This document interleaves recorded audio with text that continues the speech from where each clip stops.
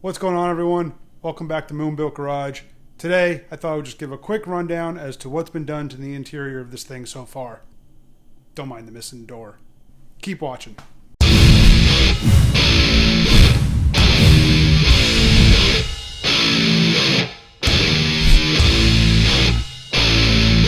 So here's where I'm at with the interior so far. As you can see by this picture, when I first got the truck, the interior was pretty much shot.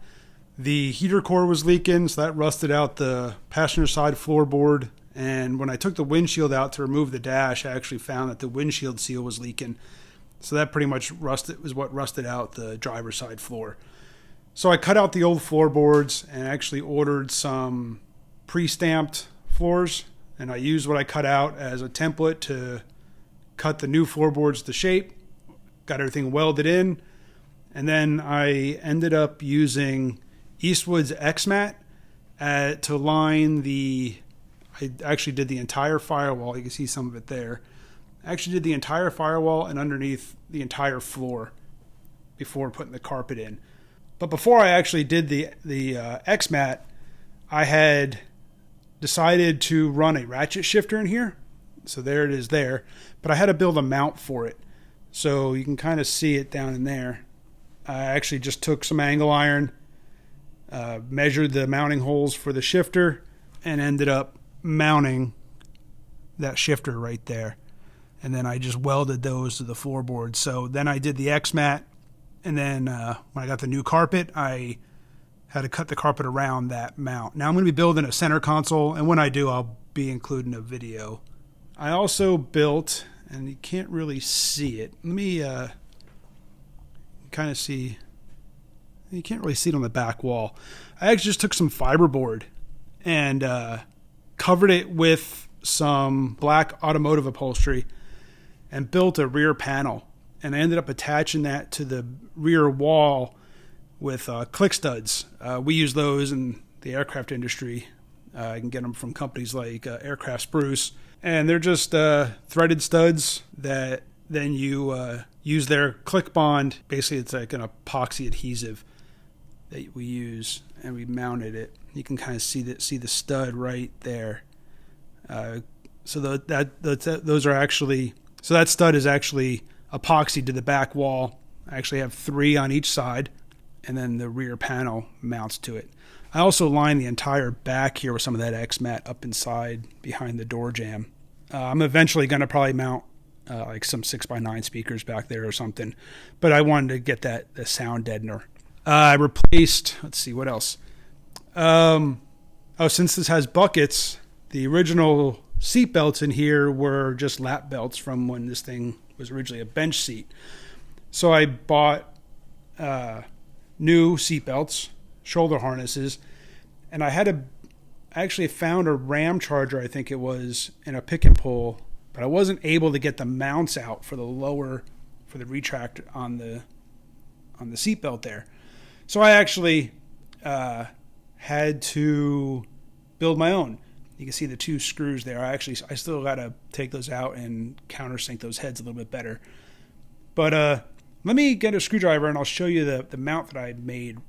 So here's the retractor for the shoulder harness. And all I did was take some plate, measured the size that I needed it, bent it, and then I welded in just a little gusset up on top there just to give it some more strength.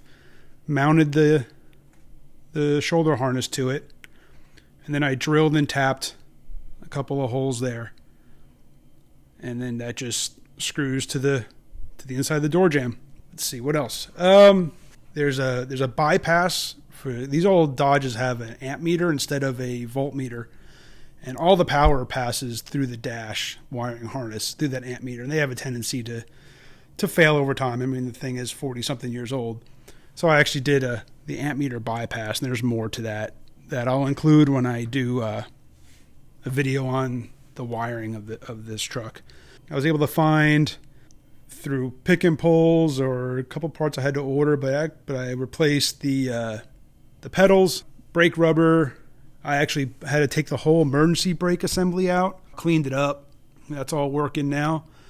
I had replaced the fresh air vent down here. Let's see if I can get in there. So I replaced the fresh air vent. The one that was in here was pretty well destroyed. And since I tore the old heater out, I'm actually going to close the hole up. That's for the heater. And I've got another fresh air vent that I'm going to put in its place. Eventually I'll put a heater in here, but it'll just be a smaller unit, and it'll just draw out cabin air instead of fresh air from the outside. The door panels, there were none on here when I got the truck, but I have a set of the metal door panels, and I actually have a full set of a full door panel that came out of a Ram Charger, and that actually covers the entire inside of the door. So I don't know which I'm going to use yet, but I have both, and we'll go from there. I'm actually also doing some work to the dash. There's the instrument cluster there. I'm working on that. I'll do a whole video on that also once I figure out what's going on there. And then, as you can see, I have the door off. Well, that's going to, I'm going to do a video on that. I'm going to actually end up, I got a crack in the door on the inside. I'm going to end up closing up some of the old mirror holes on the outside and weld them up, and then figure out what I'm going to do for mirrors. Obviously, the seats need to get done. They're not even bolted in right now. They're just sitting in there. Let's see, what else? Oh, I'm going to be doing, I redid the door seals. So that's all new rubber for the door. I also replaced the windshield seal. And actually, this I found this in the driver's side fender when I took the door off. That old beer can was actually sitting down inside the fender. I ran speaker wire for the doors in case I decide to add speakers to the door. So I ran speaker wire. I figured now's the time to run it since I have the dash out and everything. And if I decide to install speakers in the door, well, then the wire's already there. The dash, I cleaned it up, repainted it, and the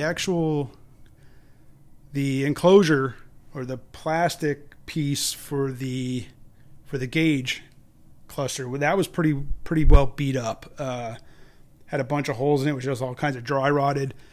And I ended up actually fiberglassing it and then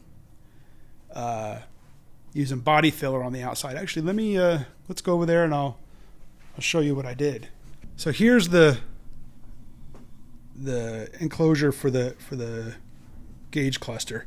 It doesn't look too bad. I mean, it's a little dirty right now, and there's a couple of spots here where it's not perfect, but there were holes in the top. It was all just crumbling, so I broke off all the parts that were ready to just fall off. There's a few other little imperfections in it.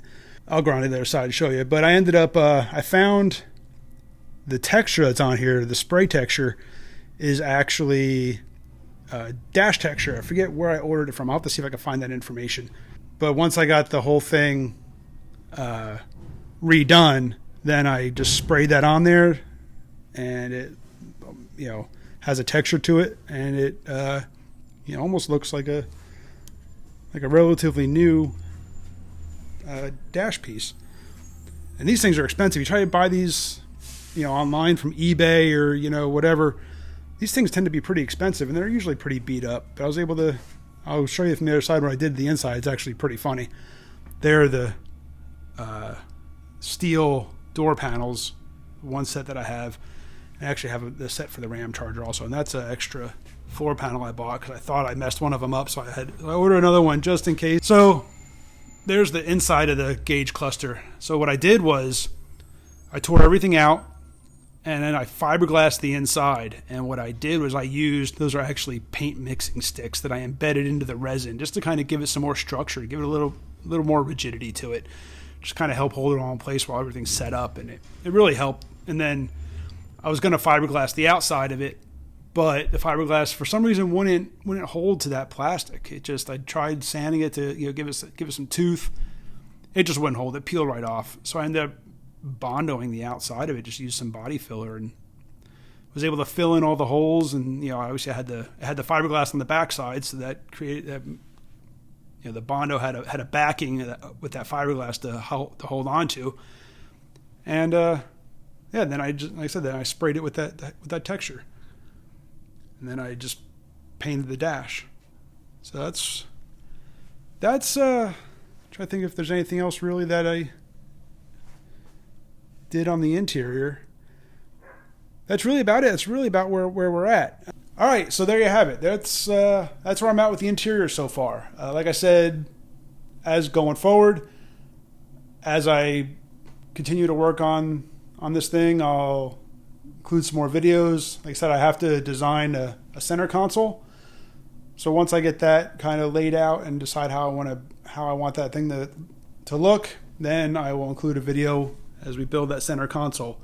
I'm also going to be doing a lot of rewiring on this. A lot of the wire is just beat up and brittle, and so I'm going to be replacing a lot of wiring. So as I work through that, I'll be doing videos on that.